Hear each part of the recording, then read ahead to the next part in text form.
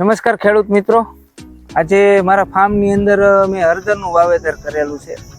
એટલે વાવેતર 2 દિવસ પહેલાંનું કરેલું છે. આજે તારીખથી 25/5/2024 મેં 23 તારીખે કર્યું હતું વાવેતર અને 24 તારીખે ત્યાં, અને આજે રહી ગયું હતું ને 25 તારીખે છેલ્લું વાવેતર કર્યું છે.